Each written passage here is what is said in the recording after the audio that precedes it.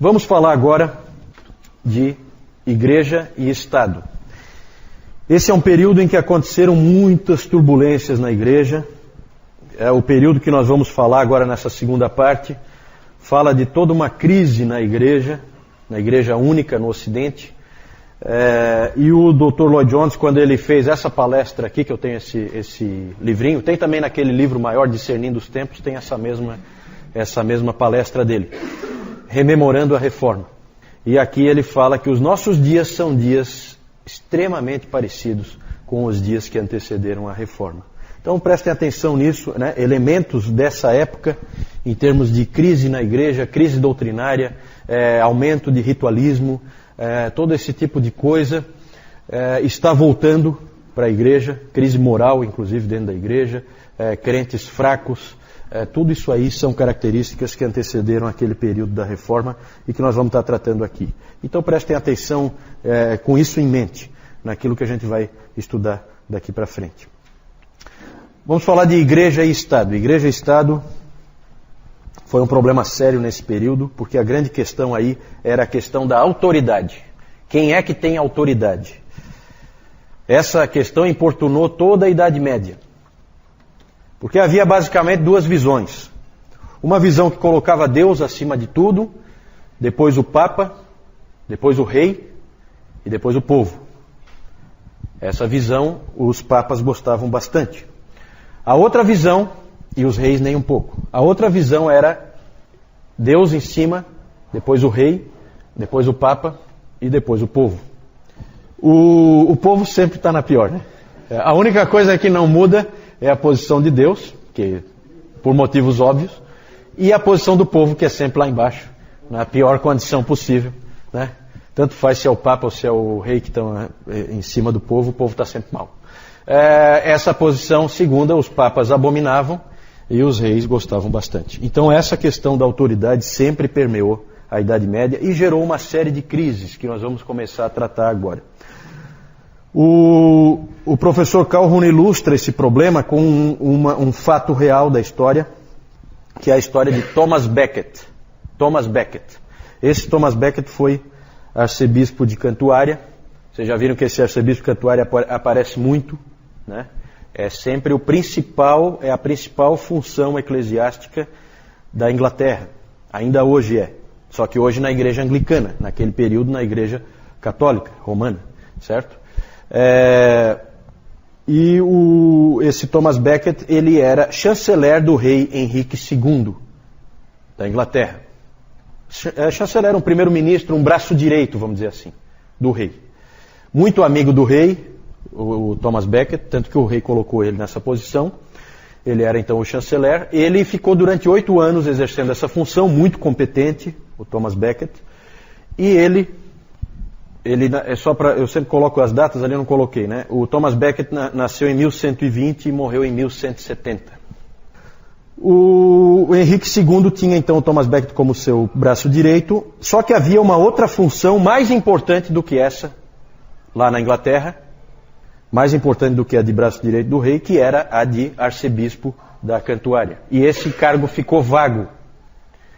E aí os reis sempre procuravam colocar nesses cargos, mesmo que sejam cargos da igreja, eles procuravam colocar gente deles, que é o problema da investidura leiga, que sempre incomodava os papas. Só que os reis, eles faziam questão, eles achavam que se era para eles terem domínio sobre o povo, eles precisavam controlar essas funções, de bispos e arcebispos especialmente. E aí a ideia do Henrique II foi colocar o Thomas Becket, tirar ele de braço direito ali, e colocar ele como arcebispo de Cantuária. Só que ele não era nem ordenado, ele não era nem um padre.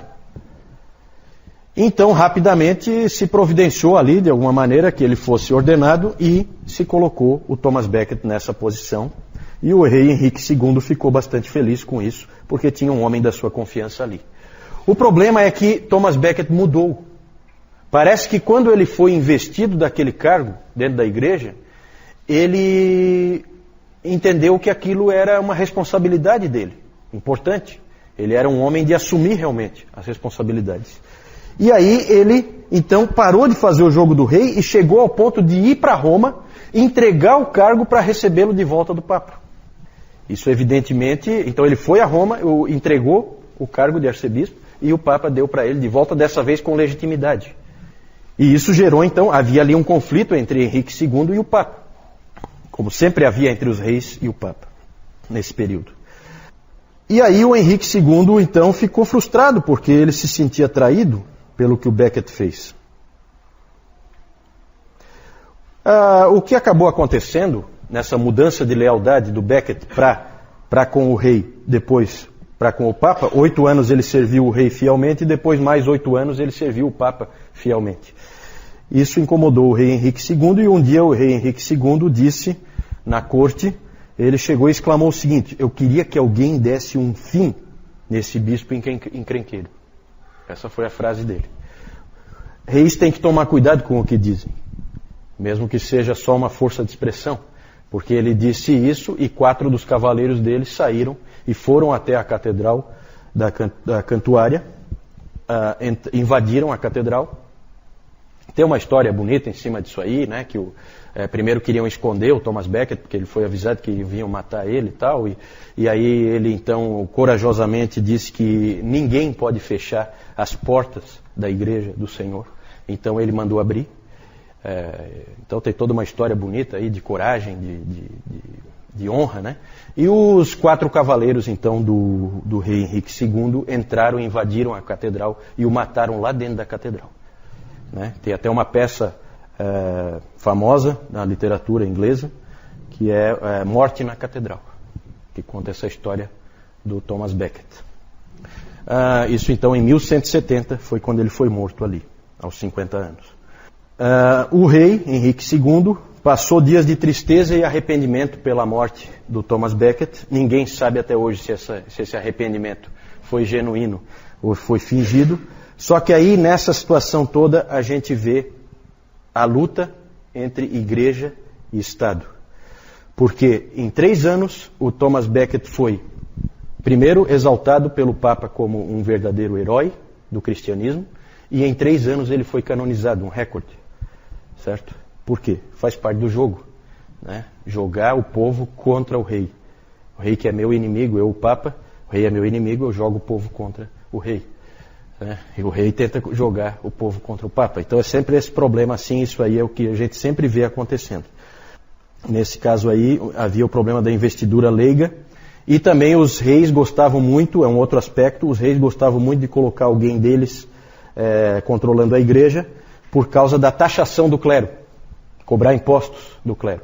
O Papa sempre trabalha para que o clero jamais seja taxado, as coisas da igreja não podem pagar impostos, só que os reis querem cobrar impostos. Então tem esse jogo, se eu ponho um homem meu, eu forço para que, se eu, o Papa, ponho um homem meu, eu forço para que não haja cobrança de impostos. Se eu, rei, ponho um homem meu, eu garanto que a igreja vai pagar impostos, a igreja é rica. Então é sempre interessante, quando o rei precisa de dinheiro, cobrar impostos do clero. Esse também sempre foi um problema.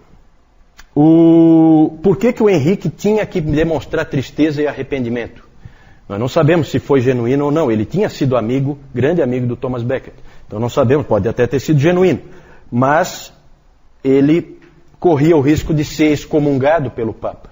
Certo? E aí ele e a família real ficariam privados de todos os meios da salvação que vocês vão ler aí no sistema sacramental.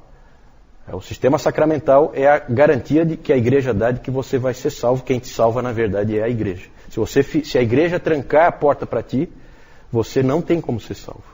Então a excomunhão era terrível, era um castigo terrível. E um pior ainda, que a igreja tinha, a arma mais poderosa da igreja, chamava-se interdito. O interdito. O interdito era terrível. O Papa, ou um bispo, podia interditar toda uma região. Declarar que a igreja daquela região não administraria nenhum sacramento, enquanto aquela região estivesse sob o interdito. E às vezes era um país, porque o Papa podia fazer isso em países inteiros, em reinos inteiros. E o bispo podia fazer em regiões, certo? E isso era terrível, porque se nessa situação do Thomas Becket que nós vimos, se o Papa lança um interdito contra a Inglaterra, o povo da Inglaterra inteira se rebela contra o rei. Essa é uma arma poderosíssima. Por quê? Porque ninguém mais é salvo, gente. Vai todo mundo para o inferno por causa da atitude do rei. Não existe mais o sistema sacramental, as igrejas estão fechadas. Não há mais batismo, não há mais comunhão, os casamentos não existem. Tudo fica suspenso. Né? Não existe a extrema-unção. Então a pessoa está morrendo, não vai ter o sacramento ali. Então o risco que ela corre é enorme. O povo fica furioso e acaba se revoltando contra o rei. Então, com isso, os papas conseguiam produzir rebeliões onde eles queriam. E isso fazia com que eles tivessem poder nas mãos. Certo? O uso do interdito era comum na Idade Média. E aconteciam algumas coisas que eram absurdas. Como uma vez, por exemplo, em que um bispo de uma determinada região interditou toda uma região porque as pessoas que moravam ali se recusaram a garantir a exclusividade do fornecimento de cerveja na região para um mosteiro que ficava ali. O mosteiro queria ser o único fornecedor de cerveja daquela região. E o povo queria abrir cervejarias concorrentes e tal, coisa desse tipo. E aí o bispo, então, lançou um interdito em cima daquelas pessoas para forçar elas a aceitarem a exclusividade de produção da cerveja daquele mosteiro.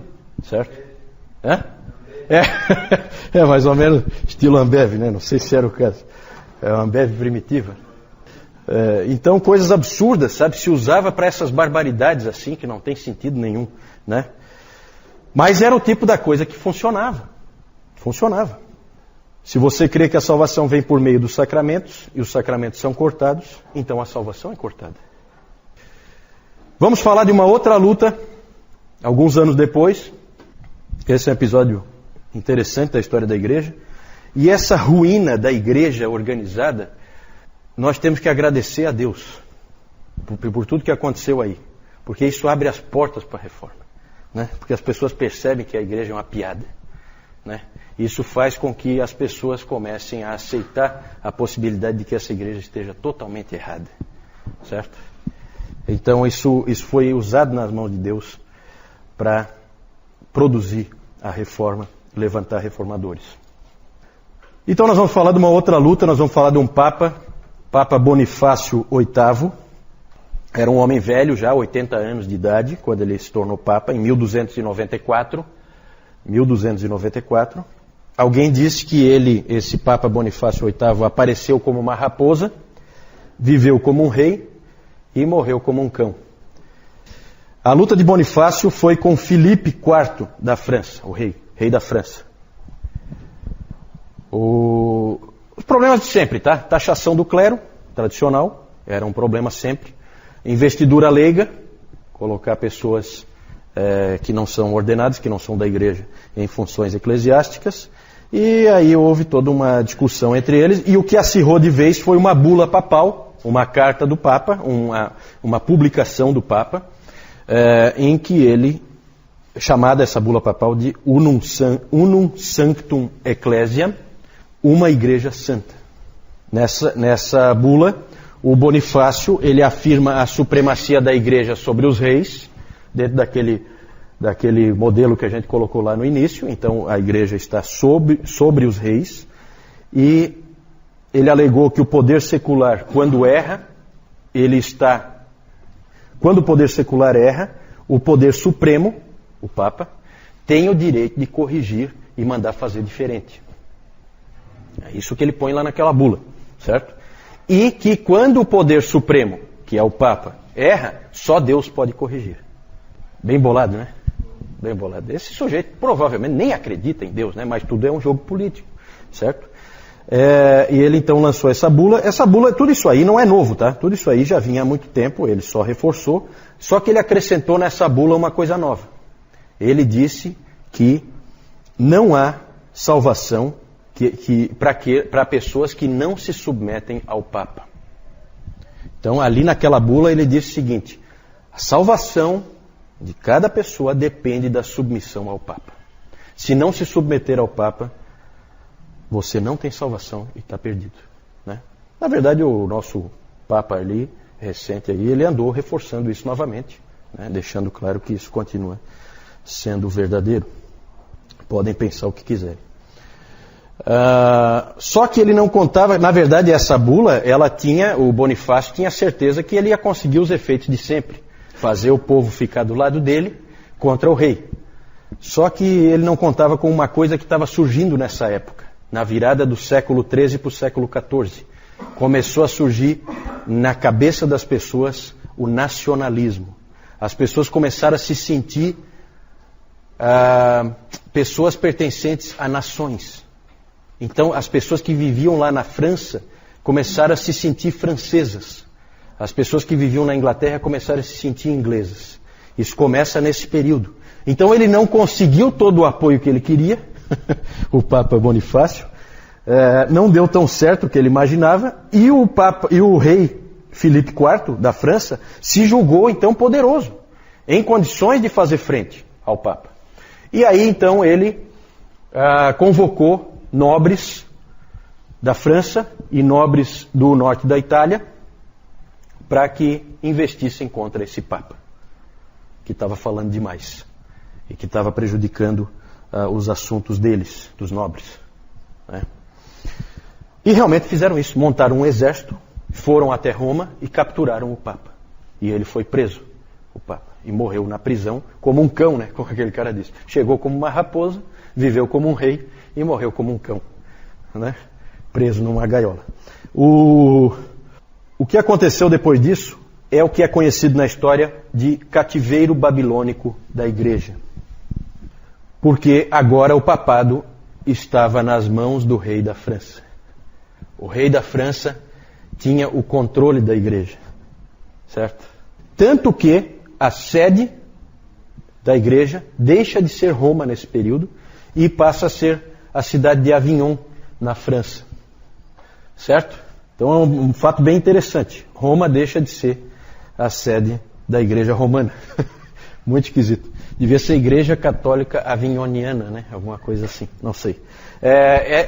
Ele é chamado, esse episódio de cativeiro babilônico da igreja, porque ele durou aproximadamente, considerando o tempo inteiro aí, de tudo que aconteceu, ele durou aproximadamente 70 anos.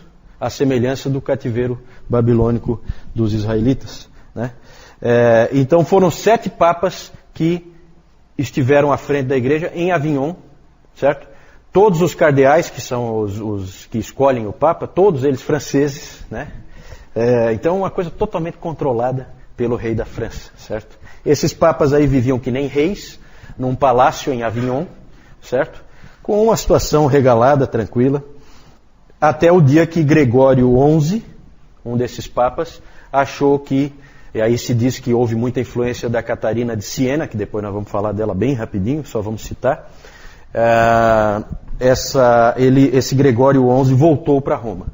Né? Então depois do cativeiro babilônico ele resolveu voltar para Roma e se estabelecer de novo o papado lá em Roma. Certo? Só que esse Gregório XI, quando chegou em Roma, ele logo morreu. Ele morreu em seguidinha, não deu para ele se estabelecer lá, não deu para ele ficar firme lá em Roma novamente. E aí então, os cardeais se reuniram porque tinha que ser escolhido um novo papa, certo? Não é assim que funciona?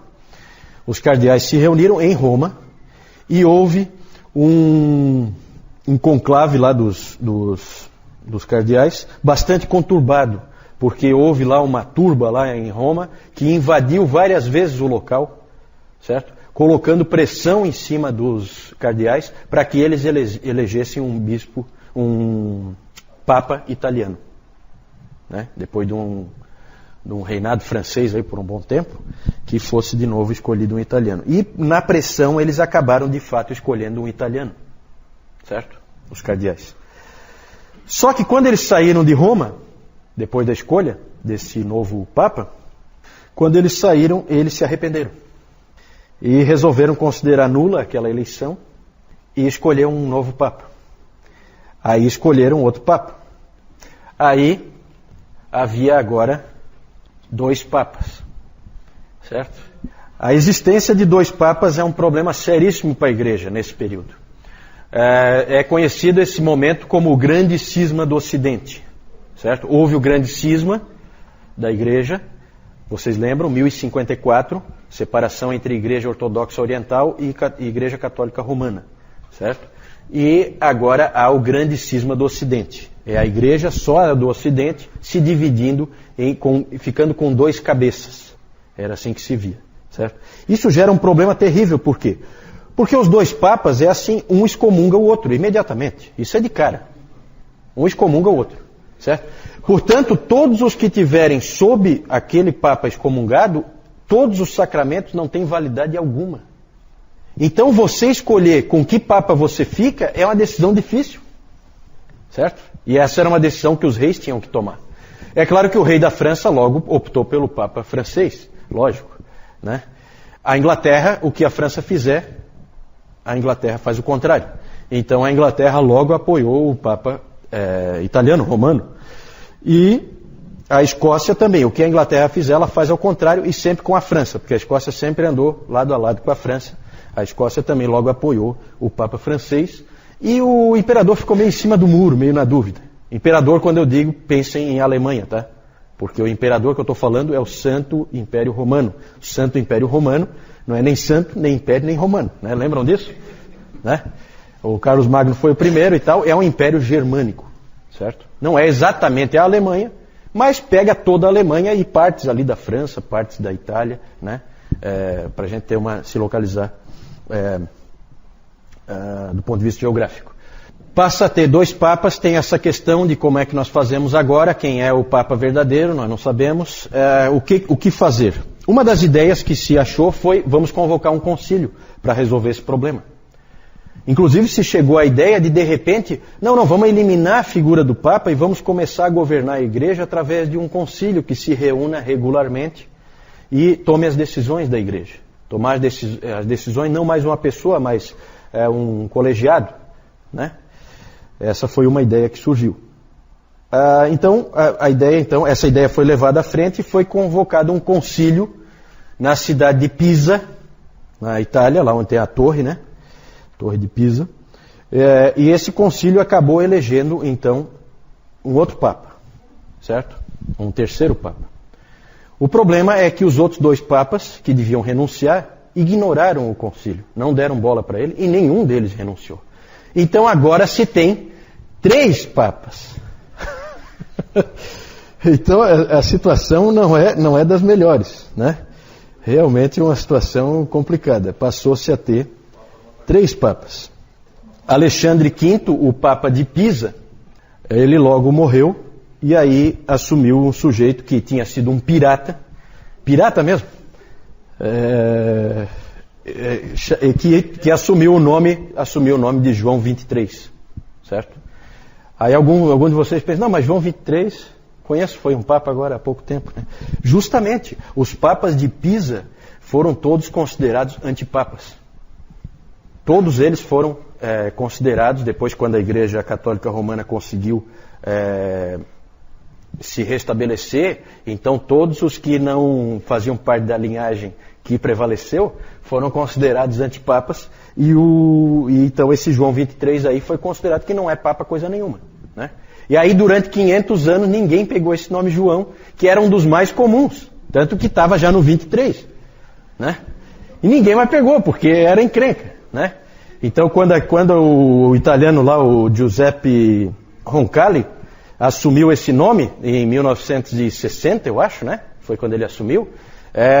Percebeu-se que esse cara ia fazer alguma coisa diferente, né? Pela ousadia dele em pegar esse nome, né? Certo? Por fim, o Concílio de Constança. Esse Concílio de Constança é um concílio famoso, importante, desastroso na minha opinião.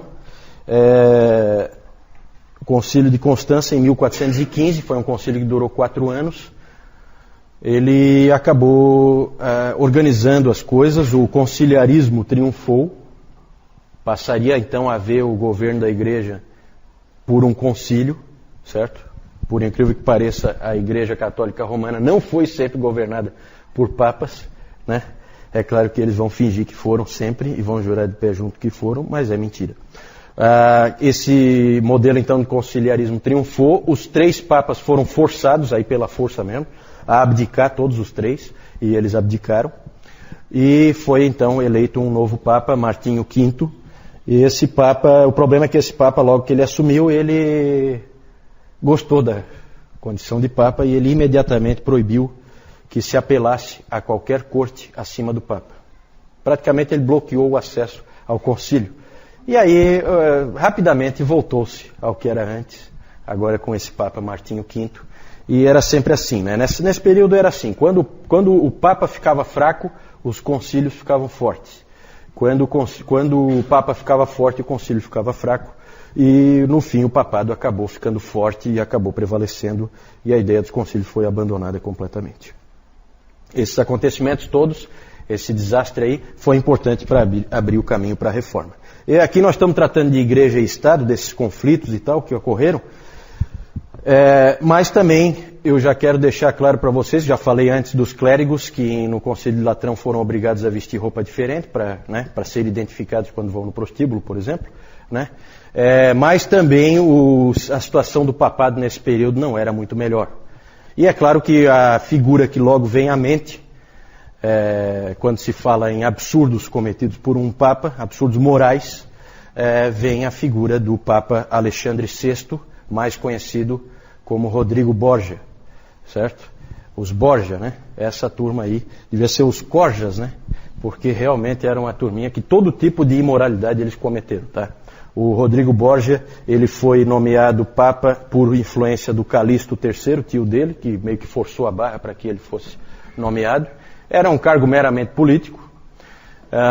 Esse Rodrigo Borgia, ele tinha 4 filhos, 3 filhos e uma filha, coisa que não poderia, né? Não podia nem para um padre, que dirá para um Papa.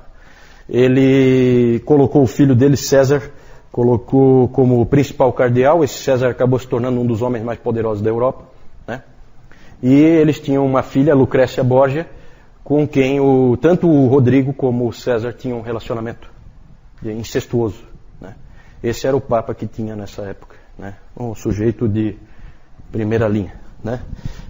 Isso é depois, tá? Isso é um período mais no fim desse período aqui, mas bem no período que antecede a reforma ali, né? Para lembrar do Rodrigo Borgia, onde é que está esse cara? Lembre do descobrimento do Brasil. Ele era o Papa no descobrimento do Brasil. Ele assumiu o papado no descobrimento da América, 1492. Né? E ele ainda era o Papa em 1500. Então, dali faltam ali alguns anos para vir a reforma protestante. Né? E vocês veem que tudo isso aí, todas essas barbaridades, abriram caminho para a reforma.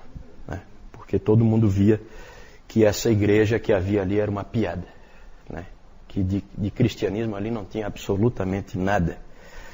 Antes da gente vir, aí só para vocês verem, o Thomas Becket sendo assassinado na catedral, né? Os 4 cavaleiros do Henrique II assassinando. Aí olha só o santinho ali, ó, Papa Alexandre VI, Rodrigo Borgia, espanhol, tá? Aqui o palácio, essa é uma foto atual, essa foto aqui do lado de cá, né? Lá é uma foto um pouquinho mais antiga, mas também é uma foto do Palácio Papal de Avignon. Certo? Lá os papas se estabeleceram durante um bom período ali, aqueles 70 anos, do cativeiro babilônico da igreja, assim chamado. Né? Aqui só um gráfico, né, para vocês terem uma ideia, mais ou menos. Em 1378 aqui, então, você tem ali a morte do Gregório XI. Lembra que ele foi para Roma e já morreu? E aí então escolheram Urbano VI. Mas aí se arrependeram. Não, Urbano VI não. Não vale. Vamos eleger outro. Aí elegeram o Clemente VII, que é Papa de Avignon. Certo? Então 2 papas. Tá?